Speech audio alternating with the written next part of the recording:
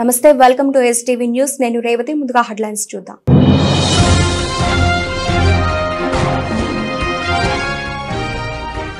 నిధుల వాటా పంపిణీకి రాష్ట్రాలతో విస్తృత సంప్రదింపులు జరుపుతాం వెల్లడించిన 16వ ఆర్థిక సంఘం చైర్మన్ డాక్టర్ అరవింద్ పానగారియా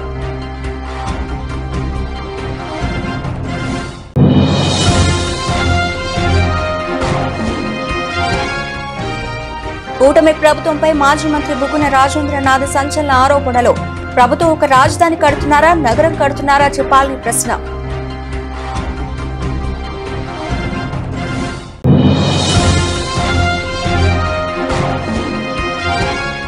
మే 2న అమరావతికి రానున్న మోదీ అమరావతి నిర్మాణాల పునః ప్రారంభోత్సవానికి హాజరు కానున్న ప్రధాని పర్యటన ఏర్పాట్లపై సచివాలయంలో సీఎస్ సమీక్ష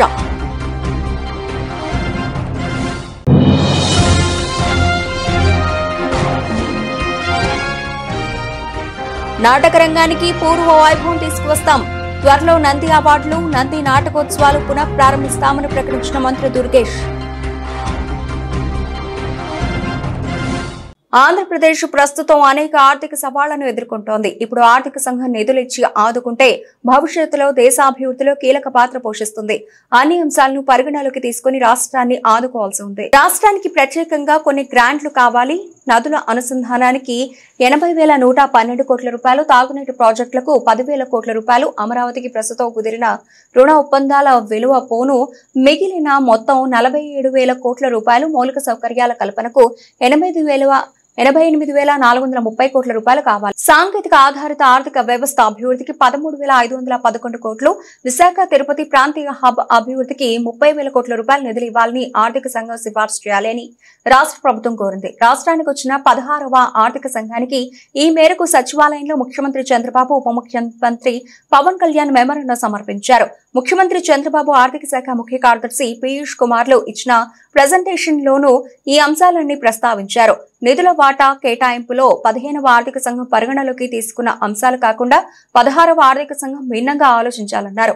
అభివృద్ధిలో రాష్ట్రాలు పోటీ పడేలా నిధులు కేటాయింపు ఉండాలని, పోటీ పడే రాష్ట్రాలను ప్రోత్సహించాలని కోరారు.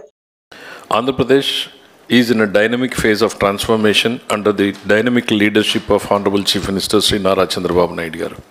With a growing focus on agriculture, industry and services, our state continues to pursue balanced, inclusive and sustainable growth. However, we also face challenges unique to our context. As a post-bifurcation state, we continue to encounter significant fiscal constraints and limited revenue generating base. We have significant infrastructure gaps and institutional rebuilding costs. We believe that Andhra Pradesh can overcome its challenges by focusing on its inherent strengths and promoting development of regional growth hubs, industrial nodes, logistics, human resources, etc. However, the structural constraints of our economy necessitate greater support from the Finance Commission in financial devolution and grants. Visions and needs of Andhra Pradesh rural economy, the backbone of our state's development. Andhra Pradesh seeks a shared responsibility model, aligning rural development with national inclusive and sustainable growth while ensuring the well-being of its people. And we aim to digitally empower every Gram Panchayat with high-speed internet, develop farm-to-market roads, establish rural logistic hubs, and ensure pothole-free roads. We have initiated restructuring of Panchayat Raj Department for unified service delivery, scientific classification of Gram Panchayats for adequate staffing and capacity building for grassroots leaders. A landmark initiative saw a special Gram Sabhas held in all 13,326 Gram Panchayats on a single day to approve the Mahatma Gandhi National Rural Employment Guarantee Scheme Action Plan, promoting participatory planning and transparency. And instilling national spirit in Panchayats, we have enhanced grants for national celebrations in villages, but on Independence Day from 100 to 10,000 rupees, and for Republic Day, rupees 250 to 25,000 to foster national consciousness. I'm thankful to you, sir, all of you. There we are doing total computerization, sir. Data lake we are creating. All central government schemes, state government schemes, families, population, houses, everything. so that I can optimize everything through Aadhaar. So that I can review all departments, how they are doing. And also I can use AI in a big way. Tomorrow solution will be given for a particular land. There is a pest. You will send a photo, real time, or drone picture. Real time it will calculate what to do. That type of precision we want to go. So very interesting, sir, but very difficult. I hope, sir, you have shown this to the Prime Minister. I think this should be the national... WhatsApp government, I didn't Yeah. do. Next month, anyway, we are having a Niti Ayog meeting. Yes. We will show there. Yeah. By that time, we will have more and more 500 services nearly. We will show him what we are doing. In data lake also, it is coming reasonable shape now. Every house, sir, we have every individual identification through Aadhaar. Every house geotagging. Family members, we are bringing together. What are all the benefits they are getting, either state or center? What is the assets they are having? How to enforce? Andhra Pradesh ను ఆర్థిక సంఘం ప్రత్యేకంగా పరిగణలోకి తీసుకునేందుకు విభజన నష్టాలు ఒక అంశమవుతాయి అని 16వ ఆర్థిక సంఘం చైర్మన్ డాక్టర్ అరవింద్ పానగడిగా పేర్కొన్నారు. విభజన వల్ల నష్టపోయిన ఆంధ్రప్రదేశ్ ని ప్రత్యేకంగా ఆదుకుంటారా అనే ప్రశ్నకు ఆయన ఇలా సమాధానం ఇచ్చారు. రాష్ట్ర విభజన వల్ల వాటిల్లిన నష్టాల గురించి ముఖ్యమంత్రి చంద్రబాబు వివరించారని, వనరులు లేకపోవడం, అప్పులు, జీఎస్డీపీ తక్కువ, దీర్ఘకాలంలో ఎదురవుతున్న నష్టాలు అన్ని తెలియజేశారని ఆయన పేర్కొన్నారు. విజయవాడలో ఆర్థిక సంఘం చైర్మన్ కొందరు సభ్యులు విలేకరులతో మాట్లాడారు. జననాల రేటు తగ్గిపోయిన పరిస్థితుల్లో జనాభా పెరుగుదలకు ప్రోత్సహించాల్సిన అవసరాన్ని గుర్తించాలని ఆంధ్రప్రదేశ్ తో పాటు అస్సాం కూడా కోరాయి. తమిళనాడు ముఖ్యమంత్రి స్టాలిన్ సైతం ఈ అంశంపై మాట్లాడారు. దీన్ని పరిగణలోకి తీసుకుంటామని వివరించారు. So that rate is recommended to be reduced to 30%. Tax and fiscal effort, that is, for each rupee worth of GSDP, how much revenue do you raise? Right? If you raise more, then that should be incentivized. That's the idea, or that should be rewarded. So the 15th had given a weight of 2.5% to that. Andhra Pradesh, instead of that, has recommended that contribution of agriculture and allied sectors to the gross state value added in the total gross value added. So it's Andhra Pradesh's view is that that is also a measure. So it's really in the spirit perhaps of the income distance also to some degree that this is indicative of a little bit of disability because agriculture, industry and services drive the GDP growth faster. But this also requires attention that what is your share in agriculture? What is the share of agriculture in the gross state value added? So 20% weight for that. So if you see that, that 45% plus 2.5% by the 15th Commission, income distance plus tax and fiscal effort was total 50. So 30 and 20 here, income distance and contribution of agriculture become 50. So this is how the replacement works out. Demographic performance, there the 15th Finance Commission had used the total fertility rate. That the lower the total fertility rate, the larger the share of the state. That was to reward the states which had done better in terms of slowing down the population growth. So that was 12.5% weight given by the 15th Finance Commission. Andhra Pradesh has given 20% weight, but Andhra Pradesh's recommendation is slightly different. What Andhra Pradesh has recommended is that the Finance Commission, 16th Finance Commission, should consider not just the fact that the total fertility rate is brought down to the replacement level, but it should go a little beyond because going too far below the total fertility rate is also problematic because it is then over time going to increase very dramatically the dependency ratios. ఏపీలో ప్రభుత్వం చేస్తున్న అప్పులపై మాజీ మంత్రి బుగ్గన రాజేంద్రనాథ్ స్పందించారు. కూటమి ప్రభుత్వంపై సంచలన ఆరోపణలు చేశారు. ఈ సందర్భంగా ఆయన మాట్లాడుతూ 14వ ఆర్థిక సంఘం సమయంలో టీడీపీ ప్రభుత్వం అధికారంలో ఉండగా 15వ ఆర్థిక సంఘం సమయంలో వైఎస్ఆర్సీపీ ప్రభుత్వం ఉన్నాయని తెలిపారు. వైఎస్ఆర్సీపీ హయాంలో ప్రభుత్వ అప్పు గురించి టీడీపీ ప్రజలను తప్పుదోవ పట్టించిందని అన్నారు. 2014-19 మధ్య అప్పు శాతం ఎక్కువ ఉన్నదని, 2019-24 మధ్య అప్పు శాతం తక్కువ ఉన్నదని, ఈ విషయాన్ని ఆర్బీఐ ఇతర కేంద్ర సంస్థలన్నీ స్పష్టం చేశాయని తెలిపారు. 10 నెలలలోపే ఈ ప్రభుత్వం 90,000 కోట్ల రూపాయలు అప్పు చేస్తుందని అన్నారు. ప్రజలకు ఒక్క పథకం కూడా ఇవ్వలేదని, డబ్బులన్నీ ఏమవుతున్నాయో తెలియడం లేదని మండిపడ్డారు. ఏమైనా రాజధాని అమరావతి నిర్మాణం అని చెబుతున్నారని, కూటమి ప్రభుత్వం ఒక రాజధాని కడుతున్నారా, నగరం కడుతున్నారా చెప్పాలి అని ప్రశ్నించారు. ఇక 16వ ఆర్థిక సంఘం వివిధ రాష్ట్రాల పర్యటనలో భాగంగా ఆంధ్రప్రదేశ్కు వచ్చిందని, ఈ ఆర్థిక సంఘానికి వైఎస్ఆర్ కాంగ్రెస్ పార్టీ తరఫున సూచనలు చేస్తున్నామని అన్నారు.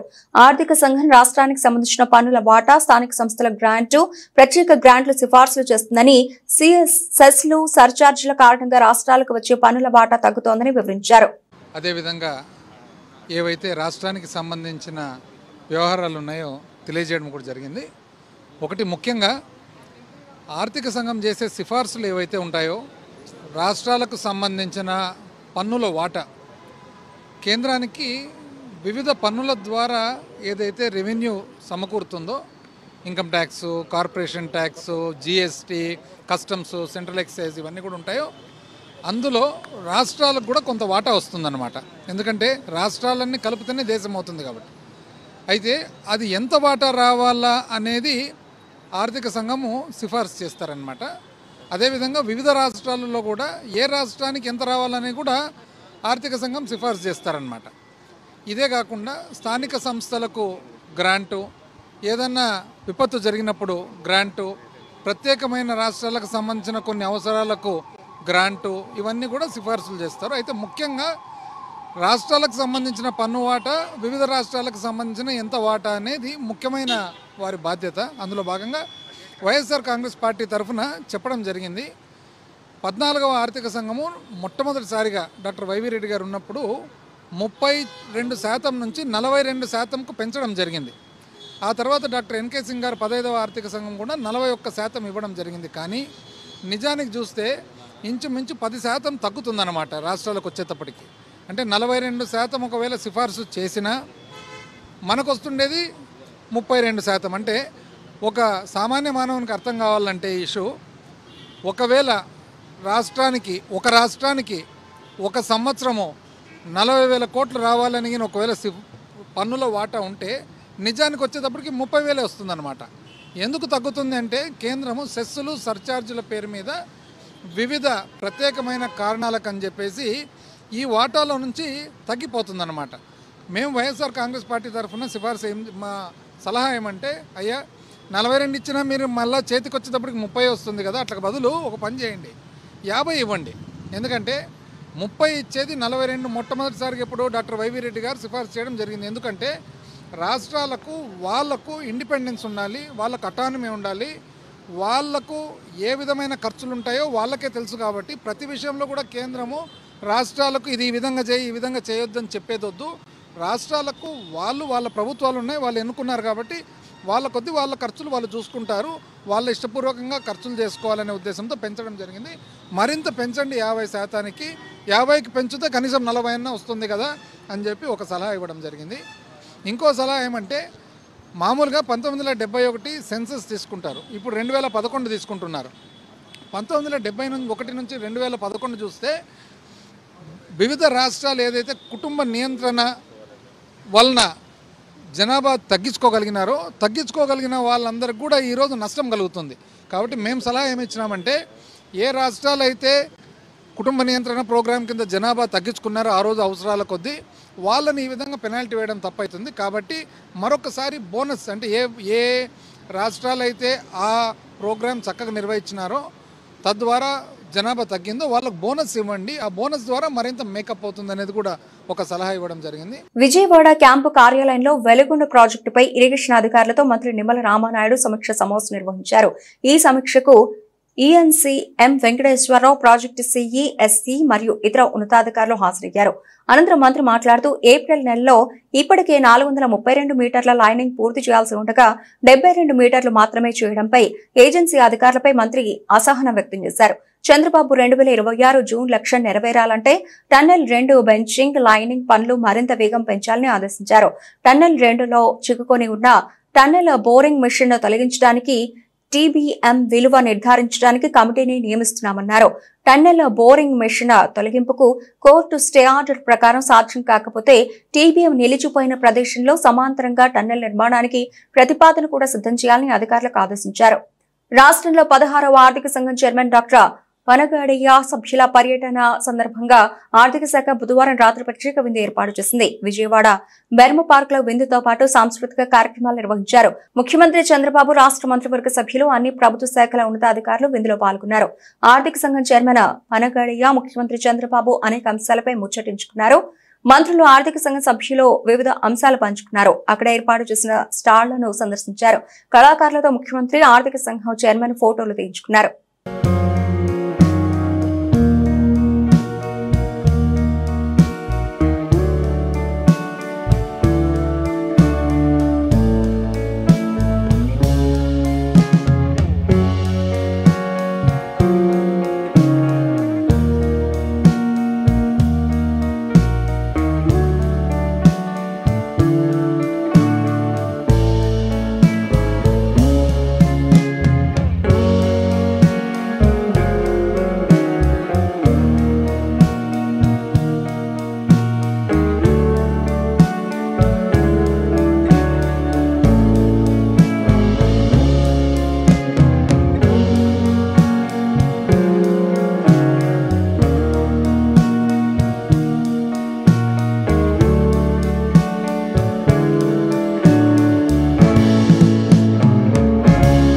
నాటక రంగానికి కూటమి ప్రభుత్వం పూర్వ వైభవం తీసుకువస్తామని, కవులు, కళాకారులను ప్రోత్సహించి వారిలో ప్రతిభకు సానపెట్టడమే తమ ప్రభుత్వ లక్ష్యమని అన్నారు. ఆంధ్రప్రదేశ్ రాష్ట్ర చలనచిత్ర, టీవీ మరియు నాటక రంగం అభివృద్ధి సంస్థ ఆధ్వర్యంలో శ్రీ కందుకూరి వీరేశలింగం పంతులు గారి 177వ జయంతిని పురస్కరించుకుని తెలుగు నాటక రంగ దినోత్సవాన్ని విజయవాడలోని తుమ్మలపల్లి వారి క్షత్రియ కళాక్షేత్రంలో వేడుకగా నిర్వహించారు. ఈ సందర్భంగా రాష్ట్ర స్థాయి మరియు జిల్లా స్థాయి కందుకూరి పురస్కారాలను నాటకరంగ లబ్ధ ప్రతిష్ఠలకు అందజేశారు. ముందుగా ముఖ్య అతిథులు కందుకూరి వీరేశలింగం చిత్రపటానికి పూలమాలలు వేసి ఘన నివాళులర్పించారు.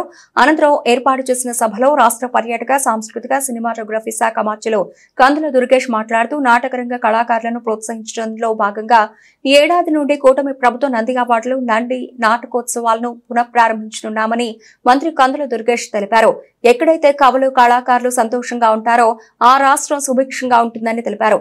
శ్రీకృష్ణదేవరాయల సభలో అష్టదిగ్గజాలకు స్థానం కల్పించడంతో పాటు కళాకారుల్లోని ప్రతిభను గుర్తించి వారిని సముచితంగా సత్కరించే వారిని, అందుకే రాయల వారి పాలన గురించి నేటికి చెప్పుకుంటున్నామని గుర్తు చేశారు.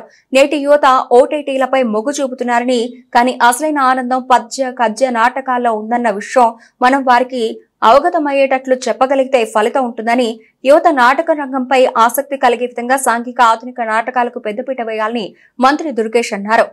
ఈ కార్యక్రమాల పరంపర కొనసాగించడానికి ప్రోత్సాహం అందిస్తున్నటువంటి ఆంధ్రప్రదేశ్ రాష్ట్ర ముఖ్యమంత్రి వర్యులు శ్రీ నారా చంద్రబాబు నాయుడు గారికి, స్వయానా కళాకారుడైనటువంటి శ్రీ కొణిదెల పవన్ కళ్యాణ్ గారికి ప్రత్యేకమైనటువంటి ధన్యవాదాలు తెలియజేస్తూ, బూజు పట్టిన పాత భావాల్ని రూపుమాపి ప్రజా జీవితాన్ని చైతన్యవంతం చేసినటువంటి సంఘ సంస్కర్త, యుగ పురుషుడు, నవయుగ వైతాళికుడు శ్రీ కందుకూరి వీరేశలింగం పంతులు గారి పేరుతోటి ఈ నాటకరంగ దినోత్సవాన్ని మనం సగర్వంగా ఏర్పాటు చేసుకున్న తర్వాత, ఆ మహానుభావుడు తన సంస్కరణోద్యమానికి మాధ్యమంగా ఉపయోగించుకున్నటువంటి నాటకం, మాధ్యమంగా ఉపయోగించుకున్నటువంటి నవల, మాధ్యమంగా ఉపయోగించుకున్నటువంటి ఇతరత్ర రచన వ్యాసంగాలు, ఇవన్నీ కూడా ఇవాళకి కూడా సజీవంగా నిలబడినటువంటి నేపథ్యంలో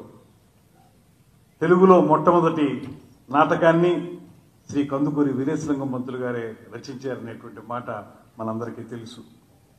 వ్యవహార బోధిని, వ్యవహార ధర్మ బోధిని అనేటువంటి నాటకంతో ప్రారంభించి సత్యహరిచంద్ర లాంటి నాటకాలు ఆ రోజుల్లో ఆయన రాశారు. ఆ తర్వాత రాజశేఖర చరితం అనేటువంటి నవలను కూడా వారు రచించడం జరిగింది. అదేవిధంగా తన ఉద్యమానికి ఊతంగా ఇలాంటి రచనల ద్వారా ప్రజల్ని ఉత్తేజపరిచినటువంటి సందర్భాలు కూడా మనము చాలా సందర్భాల్లో గమనించాం. అటువంటి మహానుభావుడి జయంతి అయినటువంటి ఏప్రిల్ 16వ తారీఖుని ఆయన తెలుగు నాటక రంగానికి ఆద్యుడిగా భావిస్తూ ఆయన పేరు మీద నాటక రంగ దినోత్సవంగా మనం ఏప్రిల్ 16ని జరుపుకుంటున్నటువంటి సందర్భంలో ఈ ప్రభుత్వం ఏదైతే ఈ రాష్ట్రంలో ఉన్నటువంటి కళాకారులకి సరైనటువంటి ప్రోత్సాహం ఇవ్వాలనేటువంటి ఆలోచన చేస్తూ ఉందో అందులో భాగంగా నిన్నగాక మొన్న ఉగాది పురస్కారాలను అందించిన తర్వాత ఇవాళ మళ్లీ కందుకూరి వీరేశలింగం పంతులు గారి యొక్క నాటక రంగ దినోత్సవం సందర్భంగా కళాకారుల్ని నాటకరంగ ప్రయోక్తలందరినీ గౌరవించాలనేటువంటి మాటతోటి ఈ కార్యక్రమాన్ని కూడా చేపడుతున్నాం అనేటువంటి విషయాన్ని మీకు మనవి చేస్తున్నాను. మీరందరూ కూడా గమనించి ఉంటారు, గడిచిన 5 సంవత్సరాల కాలంలో ఈ రాష్ట్రంలో ఈ రకమైన వాతావరణం లేదు. దానికి కారణాలు ఏమైనప్పటికీ కూడా ఇలాంటి కార్యక్రమాలు నిర్వహించాలంటే, కళాకారుల్ని గౌరవించాలంటే ప్రభుత్వంలో ఉన్నటువంటి వ్యక్తులకి చిత్తశుద్ధి ఉండాలనేటువంటి మాటను మాత్రం మనం నమ్మాలి. ఇవాళ ప్రధానమంత్రి నరేంద్ర మోదీ మే 2వ తేదీన అమరావతి రాజధాని పనులు పునఃప్రారంభించేందుకు రానున్నారని, అందుకు సంబంధించి పటిష్టమైన ఏర్పాట్లు చేయడం జరుగుతుందని ప్రభుత్వ ప్రధాన కార్యదర్శి కె విజయానంద్ వెల్లడించారు. ఈ మేరకు ప్రధాని పర్యటన ఏర్పాట్లపై రాష్ట్ర సచివాలయంలో అధికారులతో సమీక్షించారు. రాష్ట్ర సచివాలయం వెనుక వైపున ఇటీవల P4 కార్యక్రమం ప్రారంభించిన ప్రాంతంలోనే ప్రధాని కార్యక్రమ సభా వేదికను ఏర్పాటు చేయడం జరుగుతుందని తెలిపారు. ప్రధాని పర్యటన మే 2వ తేదీకి నిర్ధారణ అయిందని, అయితే ఆ కార్యక్రమం ఉదయం నిర్వహించాలా లేక సాయంత్రం నిర్వహించాలా అనేది ఖరారు కావాల్సి ఉందని అన్నారు. ప్రధాని పర్యటనకు సంబంధించి విస్తృతమైన కట్టుదిట్టమైన ఏర్పాట్లు చేయాల్సి ఉందని, అందుకు సంబంధించి ఆయా శాఖల అధికారులకు గురువారం తగిన ఆదేశాలు జారీ చేయడం జరుగుతుందని తెలిపారు. ప్రధాని పర్యటనకు వచ్చే ప్రజాప్రతినిధులు, ప్రజలు తదితర ఎవరికి ఎలాంటి అసౌకర్యం కలగని రీతిలో కనీస సౌకర్యాల విషయంలో ప్రత్యేక శ్రద్ధ తీసుకుని తగిన ఏర్పాట్లు చేయాల్సిన అవసరం ఉందని సిఎస్ విజయానంద్ అధికారులకు స్పష్టం చేశారు. ఈ సమావేశంలో స్టాంప్స్ అండ్ రిజిస్ట్రేషన్ల శాఖ ఐజీ హరినారాయణ, సిఆర్డీఏ అదనపు కమిషనర్లు నవీన్, సూర్య, ప్రవీణ, ప్రోటోకాల్ అదనపు డైరెక్టర్ మోహన్ రావు తదితర అధికారులు పాల్గొన్నారు. అలాగే వర్చువల్ గుంటూరు, ఎన్టీఆర్, కృష్ణా జిల్లాల కలెక్టర్లు, వివిధ శాఖాధిపతులు తదితరులు పాల్గొన్నారు. ప్రభుత్వ నగరపాలక సంస్థ స్థలాలు ఆక్రమణలకు గురికాకుండా చర్యలు చేపట్టినట్లు ప్రభుత్వ వైపు సెంట్రల్ శాసనసభ్యులు బోండా ఉమామహేశ్వరరావు అన్నారు. 64వ డివిజన్ కండ్రిక శివారు నూజివీడు రహదారి వెంబడి నగరపాలక సంస్థ స్థలంలో 19.12 లక్షల రూపాయల వ్యయంతో గోశాల, 17.07 లక్షల రూపాయలతో ఫెన్సింగ్ నిర్మాణ పనులకు బోండా ఉమా శంకుస్థాపన చేశారు. ఈ సందర్భంగా ఆయన మాట్లాడుతూ ఖాళీగా ఉన్న ప్రభుత్వ స్థలాలు అన్యాక్రాంతం అవుతున్న ఘటనలు చోటు చేసుకుంటున్నాయని, ఈ క్రమంలో ప్రభుత్వ స్థలాల పరిరక్షణకు పటిష్ట చర్యలు చేపట్టామన్నారు. నగరపాలక సంస్థకు చెందిన ఖాళీ స్థలాలు, పార్కుల స్థలాలు అన్యాక్రాంతం కాకుండా చూస్తామన్నారు. ఖాళీ స్థలాల చుట్టూ అదుపు ఏర్పాటు చేసి పార్కు స్థలాలను సుందరంగా తీర్చిదిద్దుతామని చెప్పారు. ఎవరైనా నగరపాలక సంస్థ ఖాళీ స్థలాలను ఆక్రమించాలని చూస్తే చర్యలు తప్పవన్నారు. ఈ కార్యక్రమంలో స్థానిక టీడీపీ నాయకులు కె రవికుమార్, కాంట్రాక్టర్ ప్రకాష్ తదితరులు పాల్గొన్నారు. 64వ డివిజన్లో మరి డివిజన్ చివర డిమార్ట్ దగ్గరలో ఉన్నటువంటి ఈ కార్పొరేషన్ స్థలం ఇది గతంలో ఆక్రమించడానికి కొంత ఆక్రమణకి ప్రయత్నాలు జరిగినాయి. దాన్ని వెంటనే మరి మీడియాలో వచ్చిన కథనాలు కానీ వాటి మీద అధికారులు అలర్ట్ చేశాం. వెంటనే వాళ్ళ ఆక్రమణల్ని తొలగించి కార్పొరేషను సైట్ని మరి ప్రొటెక్ట్ చేయడం జరిగింది. ఇక ఖాళీగా ఉంటే ఇలాంటి ఆక్రమణలే రిపీట్ అవుతాయని చెప్పి ఇవాళ దీంట్లో వర్క్ కూడా స్టార్ట్ చేశాం. కొంత గోమాతలకి, గోశాల కోసం కొంత కేటాయించాం. అట్లాగే మిగిలినంతా కూడా ఫెన్సింగ్ వేసి ప్రభుత్వ స్థలాన్ని ప్రొటెక్ట్ చేస్తూ ఉన్నాం. ఎక్కడ ప్రభుత్వ స్థలాలు ఉన్నా దాని వెనక అన్యాక్రాంతం అవ్వకుండా, ఆక్రమణలకి అవ్వకుండా అన్ని రకాలుగా ఈ ప్రభుత్వం చర్యలు తీసుకుంటుంది. అధికారులను ఎప్పటికప్పుడు అలర్ట్ చేస్తూ ఉన్నాం. మా దృష్టిలోకి వచ్చినటువంటి అన్ని విషయాలని కూడా ప్రభుత్వ స్థలాల జోలికి రాకుండా చూసుకుంటూ ఉన్నాం. ప్రభుత్వ స్థలాలన్నింటినీ కూడా ఓపెన్ ప్లేస్లు, పార్కులు, అన్నిటిని కూడా ఫెన్సింగ్లు, కాంపౌండ్ వాల్స్ పర్మనెంట్గా దాన్ని ఇప్పుడు నేను వచ్చిన ఈ 9 నెలల్లోనే అనేక ఓపెన్ సైట్స్లో, పార్కు స్థలాల్లో కాంపౌండ్ వాల్స్ నిర్మించాం, గేట్లు పెట్టాం, ప్రొటెక్ట్ చేసాం. ఎవరు దాంట్లోకి రాకుండా అన్ని విధాలుగా కూడా జాగ్రత్తలు తీసుకుంటూ ఉన్నాం. ప్రభుత్వ స్థలాలు కాపాడుతున్న లక్ష్యంగా ముందుకెళ్తూ ఉన్నాం. భవిష్యత్తులో కూడా వీటిని ప్రజలకు ఏ విధంగా ఉపయోగపడతాయో ఆ విధంగా అభివృద్ధి చేస్తాం. ఎంత ఖర్చులైనా పర్లేదు. ప్రభుత్వ స్థలాల్ని రక్షించడం, ప్రొటెక్ట్ చేయటం, రెండోది అభివృద్ధి చేయటం, ప్రజలకు ఉపయోగపడేటట్టుగా రెండు కూడా కార్యక్రమాలు చేస్తాం తెలియజేసుకుంటూ ఈరోజు ఇక్కడ 20 లక్షల రూపాయలతో మరి ఫెన్సింగ్ ఇవన్నీ కూడా చేయటం జరిగింది. దీన్ని రాబోయే రోజులు ఇంకా ఎక్కడున్నా సరే అన్ని చోట్ల కూడా కంటిన్యూ చేస్తాం. విజయవాడ మణిపాల్ హాస్పిటల్ నందు నిర్వహించిన మీడియా సమావేశంలో Manipal hospital liver transplant program head ప్రఖ్యాత liver surgeon professor doctor Tom Cherian మీడియాతో మాట్లాడారు. విజయవాడలోని Manipal hospital South Asian liver institute భాగస్వామ్యంతో కాలేయ మార్పిడిలో యుఆర్ఏఎస్ కి కేంద్రంగా మారిందని, కాలేయ మార్పిడి తర్వాత రికార్డు స్థాయిలో కేవలం 5 రోజుల్లోనే డిస్పార్చ్ చేయడం అనేది దేశంలోనే మొదటిసారి. శస్త్రచికిత్స తర్వాత మెరుగైన రికవరీ అనే ఒక విప్లవం ప్రారంభమైందని చెప్పారు. ఇది పురాతన శస్త్రచికిత్స మూస పద్ధతులకు స్వస్తి పలికిందన్నారు. గత దశాబ్దంలో ఈఆర్ఏఎస్ ఇతర శస్త్రచికిత్స ప్రత్యేకతలలో గణనీయమైన ఆమోదాన్ని పొందిందని, దాని గణనీయమైన సంక్లిష్టత కారణంగా మిగిలి ఉన్న చివరి ఆప్షన్స్లలో ఒకటి కాలేయ మార్పిడి అని పేర్కొన్నారు. ఈఆర్ఏఎస్ అనేది శస్త్రచికిత్స ఒత్తిడికి ప్రతిస్పందనను తగ్గించడానికి ఒక ఆధారిత పెరి ఆపరేటివ్ కేర్ మార్గం అని వివరించారు. అనంతరం Vijayawada Manipal hospital cluster director doctor Sudhakar Kantipudi మాట్లాడుతూ, విజయవాడలోని Manipal hospital South Asian liver institute భాగస్వామ్యంతో గత 3 సంవత్సరాలుగా కోస్టల్ ఆంధ్రప్రదేశ్ ప్రజలకు సేవలందిస్తోందని, తక్కువ వ్యవధిలోనే మణిపాల్ హాస్పిటల్ కాలేయ వ్యాధికి అత్యుత్తమ కేంద్రంగా స్థిరపడిందన్నారు. గత సంవత్సరం రాష్ట్రంలో అత్యధిక సంఖ్యలో కాలేయ మార్పిడిని నిర్వహించామని, అంతేకాదు పిల్లల్లో అత్యధిక సంఖ్యలో కాలేయ మార్పిడిని నిర్వహించామని అన్నారు. వాస్తవానికి కొన్ని నెలల క్రితం పని చేయని కాలేయ క్యాన్సర్ తో బాధపడుతున్న 4 సంవత్సరాల బాలుడికి జీవించి ఉన్న దాత కాలేయ మార్పిడిని విజయవంతంగా నిర్వహించిన మొదటి సంస్థ తమదని అన్నారు.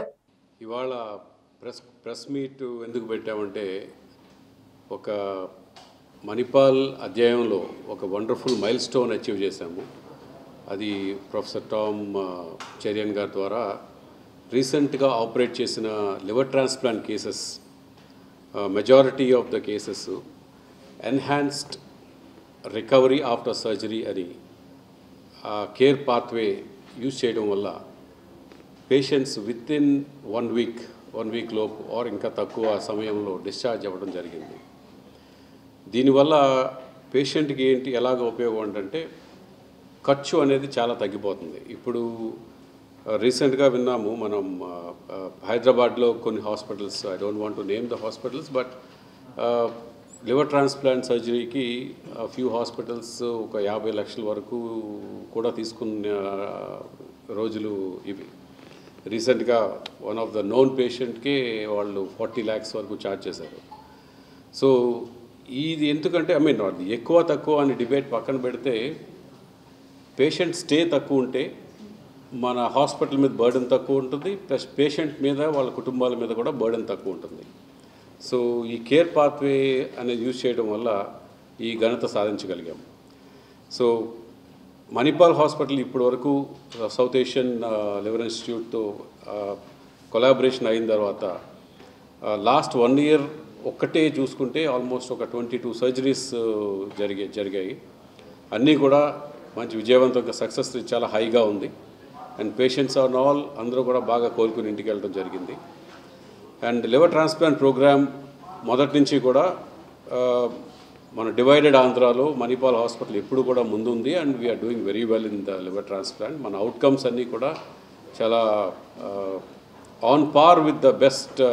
ఏ హాస్పిటల్ అని తీసుకున్నా సరే ఆన్ పార్ విత్ దెమ్ అనేది మన తెలుగు రాష్ట్రంలో, మన ఆంధ్రప్రదేశ్లో జరగడం జరిగింది.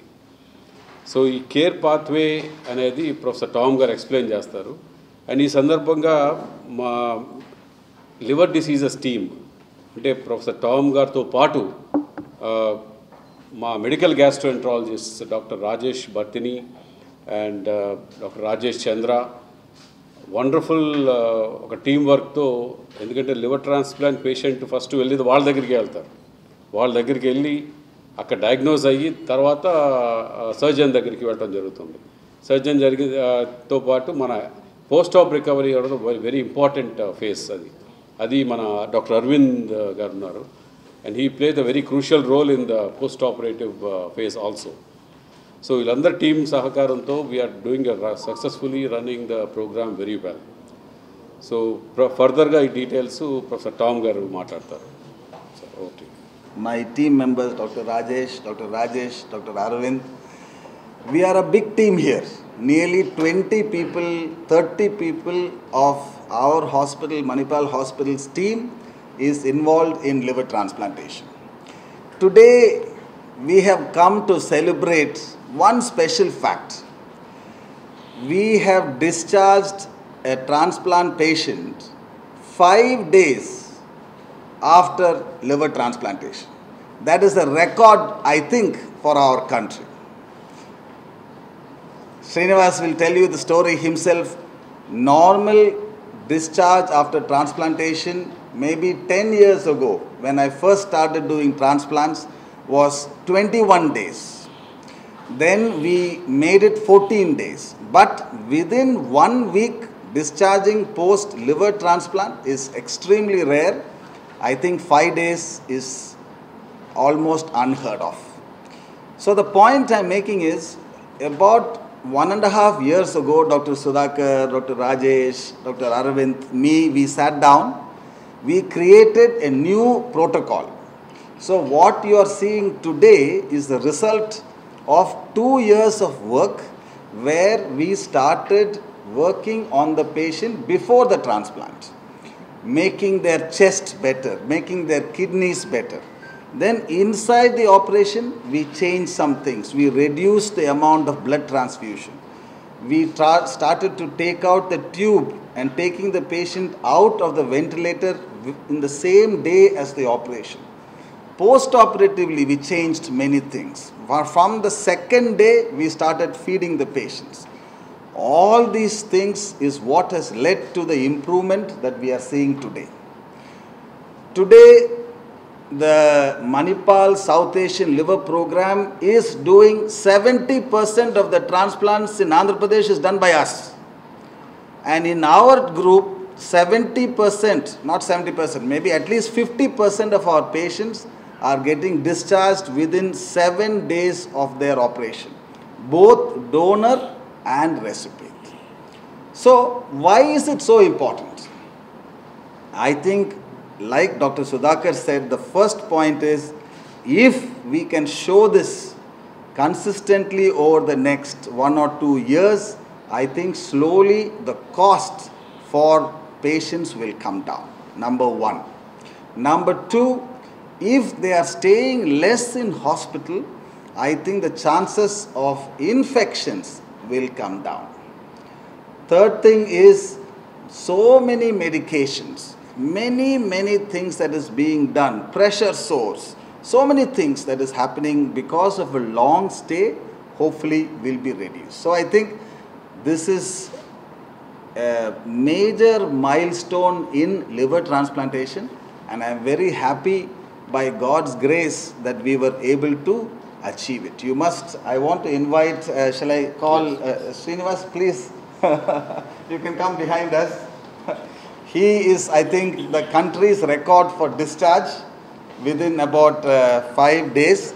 Please tell them your experience. నేను 5 daysకే డిశ్చార్జ్ అయ్యానండి. థర్డ్ వీక్ నుంచి ఒక 10,000 స్టెప్స్ దాకా నడగలిగాను. నాకు ఇప్పుడైతే మార్నింగ్ నుంచి ఈవినింగ్కి ఒక 12 కిలోమీటర్స్ నడగలుగుతున్నాను.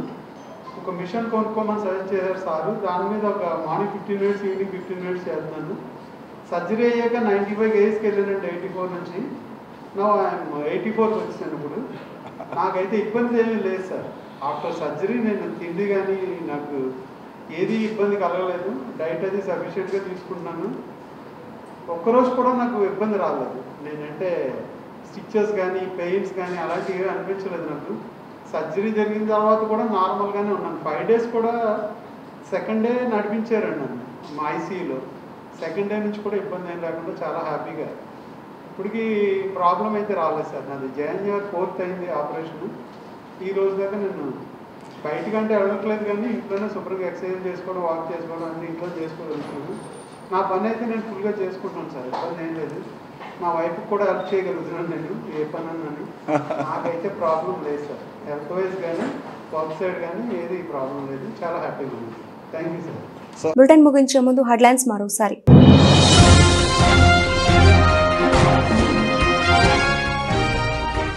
నిధుల వాటా పంపిణీకి రాష్ట్రాలతో విస్తృత సంప్రదింపులు జరుపుతాం వెల్లడించిన 16వ ఆర్థిక సంఘం చైర్మన్ డాక్టర్ అరవింద్ పానగారియా.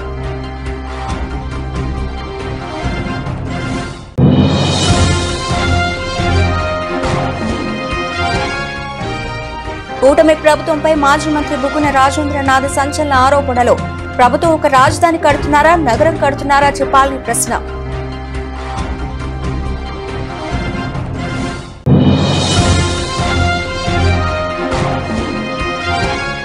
మే 2న అమరావతికి రానున్న మోదీ. అమరావతి నిర్మాణాల పునః ప్రారంభోత్సవానికి హాజరు కానున్న ప్రధాని. పర్యటన ఏర్పాట్లపై సచివాలయంలో సీఎస్ సమీక్ష.